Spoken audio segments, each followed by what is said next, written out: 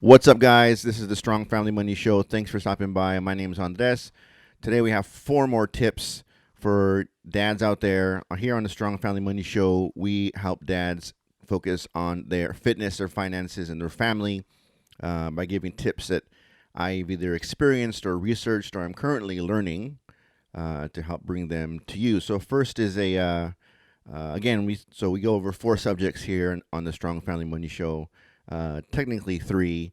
We go over real estate. I'm a real estate agent here in Ventura County, so I try to give tips for the first-time home buyer, the experienced home buyer who's now probably an investor, and then a basic money family tip. So usually it's like a investing tip or a money management tip, and then I go over a tip that I'm using or I'm going to implement into my life that has to do with like improving just your day to day going through your life. So first one is for a first time home buyer. So you've got to the end. If you've followed the last few episodes, you know we've been building up to this step. Um, we've looked at homes. We know what we can afford. We've found a real estate agent. We've gotten pre-approved for a loan, and now all that's left, or not less left, the next thing is to make an offer on a home. So you found a home that you like, and you want to now show the sellers that you are serious and that you want to make an offer on that home. So this is where your real estate agent really comes into play. They know the market. They know what's going on in the market and in the area. They have a good sense on what type of offer should be proposed or presented to the seller. You already know what you can afford, so what you should have already discussed with your real estate agent is okay. So this is what I can afford. I'd like to go in with this amount of money as an offer, regardless of what home. This would be probably discussed after you have decided how much money you can spend on a home. So I can spend 100% of this money on a home. I really want to go in with 90% of this money and leave like 10% for reserve for, some counter offer or something else, right? You want to keep something in the tank. So now it's up to your real estate agent to tell you if that's going to work or if that's not going to work. Everyone wants to get the best deal that they want on anything that they buy, right? But on a home, you also want to get the home that you feel is the home for you. Sometimes going in trying to find a deal, right, will not fulfill your need for needing to buy this home or wanting to buy this home. Uh, they're not on the same spectrum. So you need to say, okay, real estate agent, I want this home. It costs this much. I can afford this much. What can I do? And they will tell you everyone like currently right now, everyone else is offering at or above the asking price of the home, right? So if you go in and this area is very popular, okay? So if this certain area is very popular, every home in this area that has sold recently has been above market price. If you want to go in with a market price offer or even a below market price offer, the chances of you getting this home are slim to none. Okay, the real estate agent will be blunt with you, should be blunt with you, because this is a business. This is a business transaction, and they should tell you what exactly is going to happen. So at that point, you must decide if you still want to do it, if you can do it, and what you should do if they come back and say no, we're not going to accept your offer. So this situation is where your real estate agent really comes into, really should shine. They should know exactly how much to offer the people that you're trying to buy the house from. And the good thing is that you don't have to be face to face with the people selling the home. That's why you have an agent. They go in and do all the dirty work. They go in and get all the information presented to you. Ultimately, yes, it's your final decision on what to do. And if the agent says you should go in, you know, you know, 2, 3, 5, 10% above asking price, and because that's what everyone is doing that's purchased a home in this area recently, and that's what I see the trend being. If you still tell the agent, I want to go in 10% under because that's my plan and it's my money, the agent will do it for you, right? They work for you. Now, if it's if you're trying to do a super low ball offer, the agent might say, no, that's definitely not going to work, right? I don't feel comfortable bringing that to the real estate agent because, they also have relationships with all the other agents in the area, and they have to be able to transact with them on other transactions. So if they're known as a lowballing agent, then people will not want to work with them in general, and that's not a good thing for another reason. But anyway, that has nothing to do with the home buyer. But your agent should really know what's going on in the market and how you should bid your home to get the home you want, right? Now, if they're saying you have to offer twice the amount, right? Then you know something's wrong, right? This agent doesn't know what they're doing, right? If some outrageous amount of money that or some crazy thing they want you to do, then yeah, you say, we're not going to do that, right? That's not what I want to do because that doesn't even sound right, regardless of what the market's doing. And I don't even like the home that much. But for the most part, this part of the home buying process is, you need your agent to file all the paperwork and make sure everything's, all the I's are dotted and the T's are crossed. But this is like the transaction part. And so this is where your agent should say, I know you want this home. I know this is the amount of money you have. Unless you have some, secret reserve amount of money somewhere, this is the way you have to bid it. And unfortunately, your current situation monetarily doesn't, it doesn't work out. The numbers don't work out. So, you can offer, if you want to go through the exercise of what happens, and you might want to do that once, twice, right? Offer how you should, offer your total amount. It's not going to come back in a positive way for you. You know what that feels like. You know how long the process takes, what the mechanics are. But then, then you should get a pretty good feeling after the first or second time you get denied or rejected because you're offering, what everybody isn't, what you should do and how you should listen to your agent. And sometimes the price on the sticker really isn't the price that you're going to pay. So anyway, offering the offer on a home is where your real estate agent really comes out and shines. So listen to their expertise.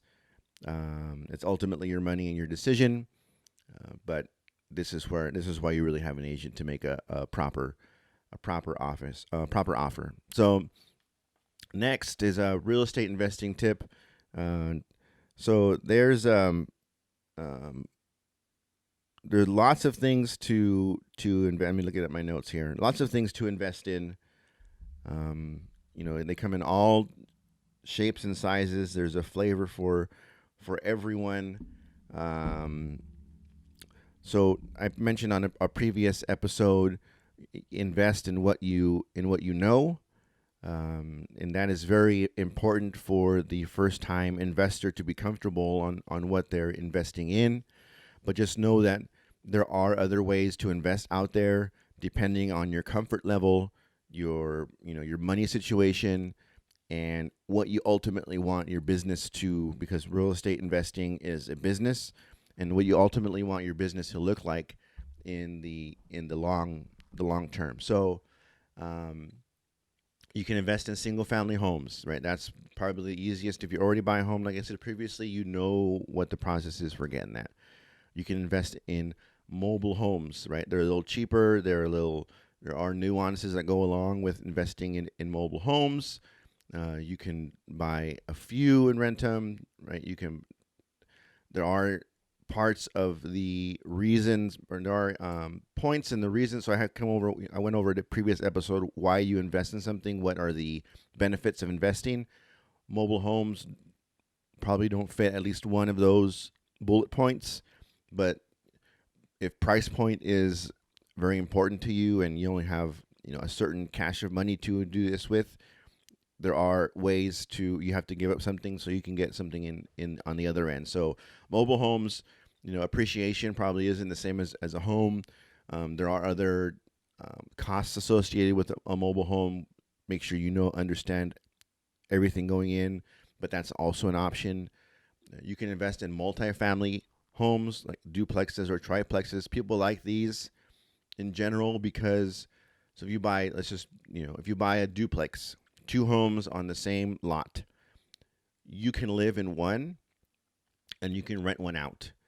And if you play your cards right, you can live rent free in your duplex because the rent you charge your tenant will cover the rent on the total property.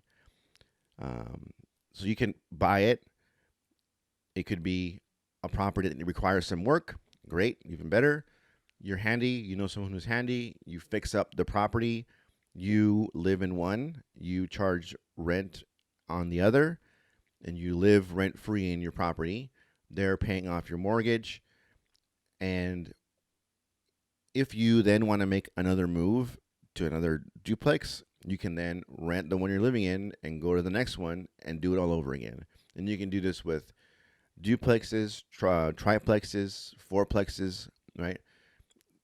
I believe there are five plexes. Those are very few. Most likely they're duplexes and triplexes. But that's a great way to not only find a property to invest in, but also to live, lower your cost of living because someone else is paying your expenses. So you want to find you can invest in tax liens. So if someone defaults on their taxes, you go to the courthouse. You basically are at an auction and you pick up properties that way. That's really for a more experienced investor who has a group of people that they know that can work with them quickly, right? You get this home, you want to turn it around or fill it up quick. You have a handyman, you have all this stuff, right? So if you're more seasoned, you might be able to pick up properties that way at a reduced cost, but you have to then have a team of people that goes in and the people that are there have to be removed, right? You have to go in and assess the property, right? A lot of times you don't get to look inside the home at that situation. You just get it as is. They want to get those people out. They've not fulfilled their tax obligation. So you really have to be ready for what's behind the door once you get it, because there's no returns, right? You can do, you can invest in notes, as I've said in a previous video. So you can go to a bank. You go to a bank and you say, what are the notes that are, in default, close to being in default, that you guys have on your books. They present to you a list. You say, okay, I'm going to offer you this much money for these properties. And then what happens is you become the bank. You can then go renegotiate the terms of the loan with the person that's holding it. You now own the note. So the property is yours. You are technically now the bank, and you interact with the person like they're the bank, right? You're going to pay me this much interest for this much time. It's due on this day. To make yourself good on your back, mortgage, you're going to pay me this much, or we can add it into your mortgage. If they default, you do like a bank does, issue a notice of default. You can then proceed to remove them from the property, and then you can sell the property for market value, because it's a home that's occupied on the market, and you can get your profit that way. Now, again, that also has its positives and negatives. You have to deal with people who are in some sort of situation, right? So the tax lien, what their situation is. You can actually handle it without being there, right? You send someone to go say, hey, you guys got to get out of here. But if you're a note buyer, you're going to have to negotiate everything, right? Remove them from the property, all that stuff you have to have on your own. So there are different levels of complexity and effort and time in real estate investing. You really have to sit down and decide how much of each you want to undertake. But there's really something for everybody. So most people focus on one. They don't want to dabble in too many because there are, things to learn on all of them. There's a system to be implemented in all of them, and you don't want to learn too many. You want to be really good in one. So look them over, research them, find the niche you want to invest in. So next, uh, I write down every day in my journal here a tip that I want to give out, based on what I've learned or read or stuff like that. And yeah, I write down here: stocks should be winners when you buy them. Even when you find a deal, it should be from a company that has shown continued growth um, over time and plans to do so in the future. So a lot of people speculate. That's not a really good way to invest in the stock market. I am. There's very few times where you catch a trend at the right time and the trend turns out or continues in the way that it started. Day trading is not investing. Um, Investing is holding it for a long time and building wealth. So you need to look for companies that have been around for a long time, that have had growth over a long period of time, and from your research will continue to do so.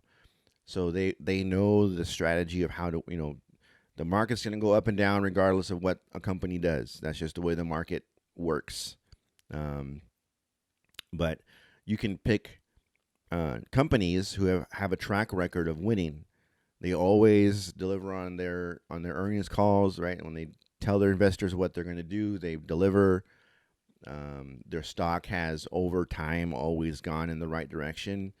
They're a dividend company. They're a stock buyback company. You have to really research what's going on with the company. Make sure that they're a winner from the start, and you want to know that going in. You want to make your money when you buy it as much as you can.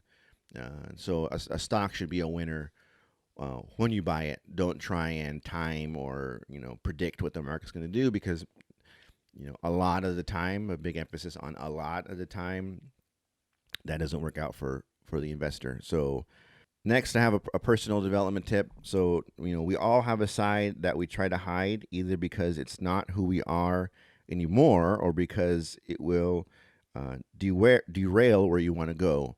You have to understand that you are still that person, right? We really don't change who we are. We just improve the things that we want. Okay, so you have to understand that you are still that person. Use it, control it, put it to work.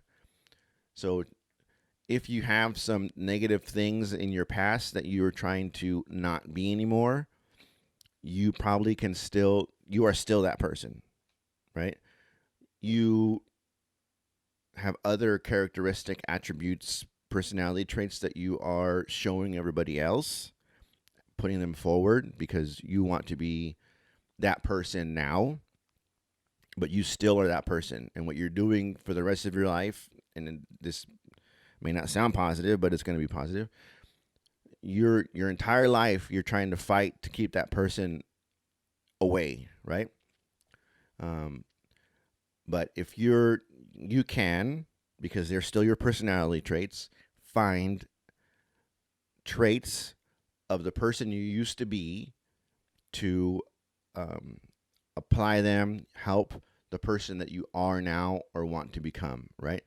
If you had some sort of addictive personality in the past, right, which means that you focus on one thing for a long time at the cost for all others, you can use that in starting a business, right? Your personality trait from there, you forget everything else and you focus on one thing and nothing else matters. If you apply that to starting a business, you will be successful in starting a business, right?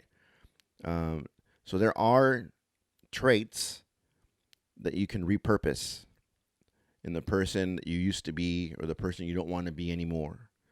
And you can use them in what you're doing now, right? Don't forget the person you were. You can never not be the person you were. All you're doing is shuffling things around and either using what you want or showing people what you want to show them. So don't forget who you were. Use that to your advantage. Control it. Find what is useful and use it on the person that you want to be. Because you don't want to be you had an addictive personality before, and now you don't care what happens anymore, and you just start stuff and stop it and whatever, and it's okay. That's not good either, right? Just because you're not doing something bad with that addictive personality, right? You should still remember that you had it and use it for what you want to be now. Anyway, it's a positive tip, believe me. Uh, so my name's Andres. This is a Strong Family Money Show. Please visit our sponsor, freshcoffee805.com. Without them, we couldn't put these episodes together. Let me grab something here. So check out my two books that I'm going to have links for in the description. This is my Life Compass book, a collection of blog posts that I've written that help me with what I just spoke about. If you're a first-time home buyer, we spoke about presenting an offer. I have a book with more detail that I wrote. Goes over the full first-time home buying process. I'm a real estate agent here in Ventura County. So message me or send me an email, Andres at strongfamilymoney.com. We can set up a time to Zoom or go have a cup of coffee. We can decide. You can decide which one you want to do. We can talk real estate. If you just want to have general questions, I'd be happy to answer them. Please like and subscribe. And thanks for watching. And I will talk to you guys next time.